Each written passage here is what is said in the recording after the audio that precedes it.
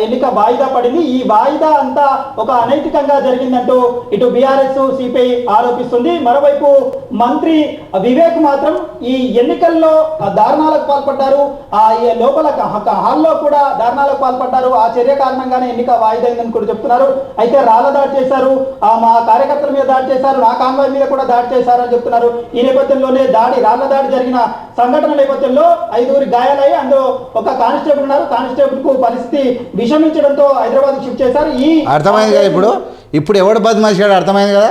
ఇగో దాడి జరిగింది మినిస్టర్ గారి కారు మీద, కానిస్టేబుల్ మీద, కార్యకర్తల మీద దాడి జరిగింది. కానీ ఈ బదమాషి బీఆర్ఎస్ మీడియా ఏం చెప్తుంది, వాళ్ళు ఏం చెప్తున్నారంటే వీళ్ళు వాళ్ళ మీద దాడి చేసిన బల్కసుమన్ మీద దాడి చేశారని చెప్తున్నారు. అంటే పచ్చి అబద్ధాలను ఎట్లా పోర్ట్రేట్ చేస్తారో చూడండి బీఆర్ఎస్ మీడియా.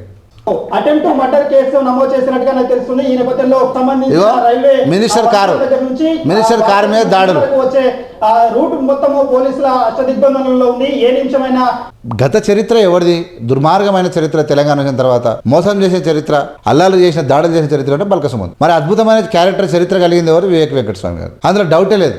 బల్కసుమన్ మన చరిత్ర కూడా అంతంత మాత్రమే, మనది కూడా రౌడీ యుద్ధం చరిత్రనే, అది గుర్తుపెట్టుకో. నీది పేద ఘన చరిత్ర అని నువ్వేం అనుకోవాల్సిన అవసరం లేదు. 100% వివేక్ వెంకటస్వామి గారిని అంటే ఒక మినిస్టర్ అని చూడకుండా పోలీసుల మీద అడ్డగోలే దౌర్జన్యానికి దిగబడ్డటువంటి బల్కసుమన్ మీద ఖచ్చితంగా ఇలాంటి చర్యలు ఎవరు చేసినా కేసులు పెట్టి లోపటేయాలి. ఎందుకంటే ఇలాంటి ప్రజాస్వామ్యంలో మంచిది కాదు. ప్రజాస్వామ్యంలో ఇలా పోలీసుల మీదకి ఎదురు తిరగడం, కేబినెట్ మినిస్టర్ మీద రాళ్ల దాడి చేయడం, చెప్పులు విసరడం, లేదంటే రోడ్ల డివైడర్ ఉన్నటువంటి ప్లాస్టిక్ అవి తీసుకొని అద్దాల కేసు కొట్టడం, ఇలాంటి దౌర్జన్యాలకు పాల్పడితే కేసులు పెట్టకపోతే ఇంకెట్లా, ఖచ్చితంగా కేసులు పెట్టాలని వీళ్ళ మీద ఖచ్చితంగా కఠిన చర్యలు తీసుకోవాలి.